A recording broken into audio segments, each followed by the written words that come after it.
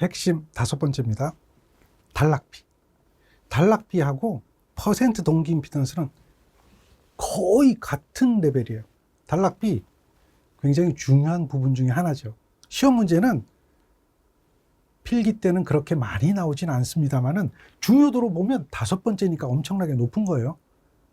그리고 이 단락비는 실기에도 관련성이 높아요. 그래서 잘 기억하고 있어야 실기 시험에도 도움이 됩니다. 단락비 5번째 중요도, 퍼센트 임피던스와 거의 같은 그런 부분이 되겠죠. 자, 우리 앞에서 퍼센트 동기 임피던스 배웠어요. 퍼센트 동기 임피던스 어떻게 배웠어요? 우리 퍼센트 동기 임피던스는 이렇게 됐었죠. 얘는 단락 전류분의 전격 전류를 백분율로 나타낸 거로 기억하고 있습니다. 그래서 얘는 어떻게 됐죠? 10의 V제곱에 PZ라고 하는 식으로 정리가 됐습니다. 기억하죠? 자, 단락비는 무엇을 말하는가? 이거하고 반대되는 개념이에요. 단락비를 KS라고 하는데 얘는 단락 전류가 전격 전류보다 몇 배 더 크게 흐르는가에 대한 비율을 이야기하는 거죠. 그래서 얘는 per unit 임피던스의 역수다 이렇게 얘기를 해요.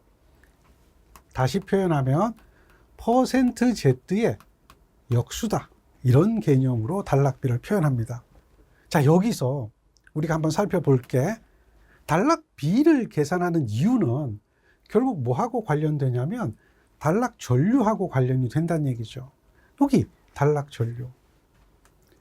자, 삼상 단락 전류 이렇게 이야기를 하는데요. 우리는 동기발전기 하면 동기발전기가 Y 결선된다는 것은 잘 알고 있습니다. 이렇게 Y 결선되고 있는데 여기가 삼상 단락이 일어나는 거죠. 이렇게 삼상 단락이 일어나는 겁니다. 그러면 삼상 단락이 일어났다, 이 삼상 단락이 발생했다라고 하면 대칭 고장이에요. 단락 전류는. 그렇기 때문에 한 상분, 여기에 있는 임피던스가 존재할 거고 여기에 있는 임피던스가 존재하게 되는데 그때 한 상분이라고 하는 게 있어요. 어느 부분이에요? 바로 요 부분만 생각하는 거죠. 요 때에 이런 회로를 통해서 흐르는, 요렇게 흐르는 이 전류가 여기 흐르는 전체적인 삼상 단락 전류와 똑같다라고 하는 걸 알 수가 있어요. 그런데 우리가 이렇게 구하는 이 단락 전류, 이 단락 전류가 이렇게 표시가 되잖아요. 삼상일 때 뭐 이렇게 표현할 수도 있죠. 이렇게 표시가 되는데 얘가 뭐냐? 얘는 영구 단락 전류다 이렇게 불러요. 영구. 영구하니까 땡칠이 생각도 나죠. 다른 말로 할게요. 지속 단락 전류다 이렇게 얘기하는 거죠. 지속 단락 전류. 얘는 이렇게 결정이 돼요. 보면 동기 임피던스가 결정을 해요. 동기 임피던스. 그런데 동기 임피던스는 저항 부분을 대부분 무시하거든요. 거의 같아요. 뭐하고 똑같아요? 동기 리액턴스하고 똑같게 봐요. 동기 임피던스나 동기 리액턴스는 같기 때문에 영구 단락 전류라고 하는 것은 무엇이 결정해 주느냐라고 하면 동기 리액턴스가 결정해 준다. 동기 리액턴스가 결정해 준다라고 하는 거예요. 그런데 이런 단락 전류는요, 이렇게 영구 단락 전류만 있는 게 아니에요. 단락 전류의 파형을 잠깐 한번 그림을 그려 볼게요. 삼상 단락이 일어나면요, 단락 전류는 이런 형태의 과도분이 존재해요.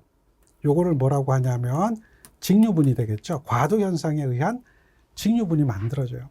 거기에 삼상 단락 전류가 이렇게 흘러요. 이런 형태로 흐르죠. 이때에 요 부분이 될 거예요. 요렇게 흐르는 요 부분. 요런 부분이 되겠죠. 여기 부분이 되는데 여기는 지속 단락 전류가 돼요. 지속 단락 전류는 동기 리액턴스에 의해서 결정이 된단 말이에요.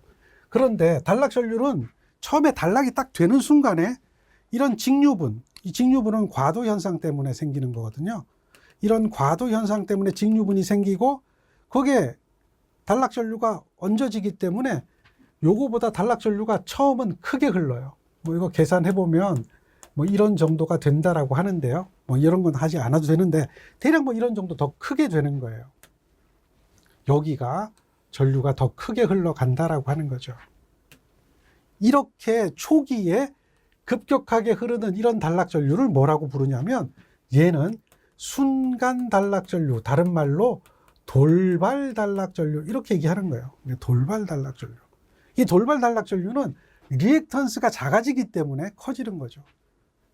그래서 이렇게 돌발 단락 전류가 흐를 때는 작은 리액턴스에 의해서 결정이 됩니다. 이것을 누설 리액턴스라고 그래요. 순간적으로 누설 리액턴스 때문에 이렇게 급격하게 단락 전류가 흐르다가 점차 작아져서 일정 전류, 지속 단락 전류로 안정된다라고 이야기하는 거예요. 이때에 돌발 단락 전류를 제한하는 것은 무엇이냐 이렇게 물어봐요. 시험 문제에 돌발 단락 전류를 제한하는 것은 누설 리액턴스다. 답이 누설 리액턴스가 되는 거죠. 이런 내용도 물어봅니다. 그래서 그 내용을 기억하셔야 돼요. 지속 단락 전류는 동기 리액턴스가 결정해 준다. 정리하고요. 그 다음 단락비라고 하는 거 기억합니다. 단락비라고 하는 것은 단락 전류가 전격 전류보다 얼마나 더 큰가라고 하는 그 비율로 표시한다라고 앞에서 설명드렸습니다. 이거 꼭 기억하셔야 돼요. 자, 여기에 그림이 하나 보이죠? 이 그림이 무바 포화 곡선하고 삼상 단락 곡선이라고 하는 게 보입니다. 이 삼상 단락 곡선은 단락 전류에 의해서 결정되는 곡선이죠. 그리고 무바 포화 곡선은 여자 전류가 증가하면 기전력이 증가되잖아요. 우리가 기전력 2라고 하는 것은 4.44에 KW에 F의 W의 여자잖아요. 요걸 뭐라고 부르는 거예요? 여자. 여자는 IF를 말하는 거거든요. IF를 증가되면 IF가 증가시키면 IF를 증가시킨다. IF를 증가한다라고 하면 자속 파이가 증가된다라고 할 수 있고 기전력이 증가하게 될 거 아니에요. 그러면 이 IF를 지속적으로 증가하면 이 기전력도 지속적으로 증가해야 되는데 걔가 지속적으로 증가하지를 않죠. 그렇죠. 지속적으로 증가하지 않아요. 원래 지속적으로 증가하려면 이렇게 돼야 되잖아요. 근데 그렇게 되지 않죠. 왜 그럴까요? 왜 지속적으로 얘가 이렇게 증가되지 않을까요? 지금 여기서는 공극선이라고 하는데 이렇게 지속적으로 비례하다가 증가되지 않는 왜 그럴까요? 여기서 이렇게 가는 이유는 뭘까요? 라고 하는 것은 철심이라고 하는 게 있잖아요. 이 전기기기는 철심으로 만들어지는데 이걸 갖다 전기강판이라고 불러요. 전기강판, 다른 말로 규소강판 뭐 이렇게 하는데 이 철심은 자속을 무한정 만들진 않아요. 크기에 따라서 자속을 만들 수 있는 능력이 달라요. 그러니까 어느 순간에 되면 어느 순간까지가 되면 자속을 더 이상 만들지 못한다. 그래서 그걸 뭐라고 불러요? 자기 포화라고 하는 거예요. 자기 포화가 생기면 얘는 이렇게 증가하지 못하고 자속이 점점 줄어드니까 기전력도 점점 줄어드는 이런 형태가 나타나죠. 이걸 무바 포화 곡선이라고 그래요. 이런 무바 포화 곡선, 얘는 어떻게 시험을 해야 되느냐라고 하면 포화 특성을 나타내야 되잖아요. 그러니까 이런 무바 포화 곡선을 나타내려면 무바 포화 시험을 해야 돼요. 당연하죠. 포화 시험을 해야 돼요. 그래서 이런 무바 포화 곡선을 구하게 되죠. 이런 무바 포화 곡선을 구하게 되면 그 다음 단락비를 구할 때 한 가지 더 해야 돼요. 삼상 단락 시험을 해야 돼요.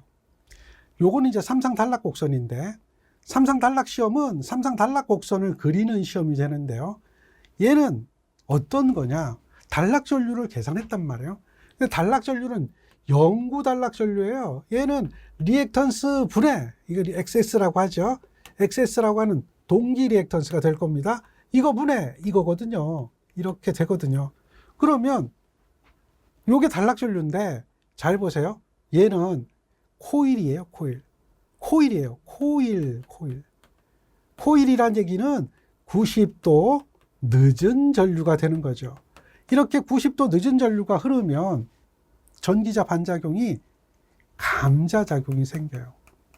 감자작용이 만들어지게 되면 얘는 삼상 단락이 일어났을 때에 기전력을 만드는 곡선, 단락 전류가 흘러가는 곡선인데 이 단락 전류가 흘러가는 곡선을 보면 곡선이 아니라 어떻게 되고 있죠? 곡선이 아니라 직선이 되고 있단 말이에요. 곡선이 아니에요. 왜 직선이 되느냐? 직선이거든요. 그 이유는 전기자 반작용의 감자작용이 단락 전류가 크잖아요. 그러니까 이 감자작용이 크게 작용해요. 자속이 자기 포화가 발생하지가 않아요. 자기 포화가 발생하지 않으니까 뭐가 나타난다? 이 곡선이 직선으로 나타난다. 이렇게 되는 거예요. 자, 이때에 단락비라고 하는 이 단락비의 정의는 어떻게 정의되느냐라고 하면 IF2-분의 IF-라고 되어 있죠. IF2-는 이걸 말하는 거예요. 전격 전류를 흘리는데 필요한 여자 전류. 전격 전류를 흘리는데 필요한 여자 전류. 이것뿐에 전격 전압을 유지하는 데 필요한 요거죠. 전격 전압을 유지하는데 필요한 여자 전류의 비, 이걸 단락비라고 한다라고 하는 거예요. 그렇게 정의가 되고 있다. 그래서 단락비에 대한 정의를 여러분들 기억하셔야 됩니다. 자, 요거 중요한 얘기죠. 계속해서 나오는 얘기죠. 그런 얘기가 될 것이고, 그 다음에 이런 단락비를 구하려고 하면 보세요. 전격 전류를 흘리는데 필요한 여자 전류는 삼상 단락 시험에서, 전격 전압을 유지하는 데 필요한 여자 전류는 무바 포화 시험에서 구하거든요. 그러니까 단락비를 구하는 것은 단락 시험하고 포화 시험에 의해서 구해진다. 당연한 거예요. 단락 시험이죠.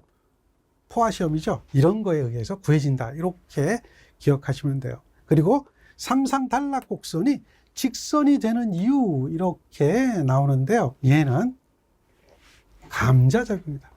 감자작용. 전기자 반작용이 감자작용이다 라고 하는 거죠. 그래서 전기자 반작용에 의해서 자속이 감소하기 때문이다. 이렇게 기억하시면 됩니다. 자, 요 내용까지 정리하시고요. 단락비가 큰 기계에 대한 특징, 이런 것도 나옵니다. 그런 것도 역시 같이 보셔야 됩니다. 자, 예제 봅니다. 삼상 유기기 전력을 E, 일상의 누설 리액턴스를 X, 동기 리액턴스를 XS라고 하면 누설 리액턴스, 동기 리액턴스죠. 지속 단락 전류는 누설 리액턴스하고 관계가 됩니까, 안 됩니까? 이걸 생각하는 거예요. 당연히 동기 리액턴스에 의해 결정이 되는 거죠. 얘는 이것이 답이 되는 걸 확인할 수가 있습니다. 요 정도 문제. 그리고 더불어서 단락비가 큰 기계의 특징, 지금 여기는 안 나와 있습니다만은 그 내용도 같이 정리해 주세요.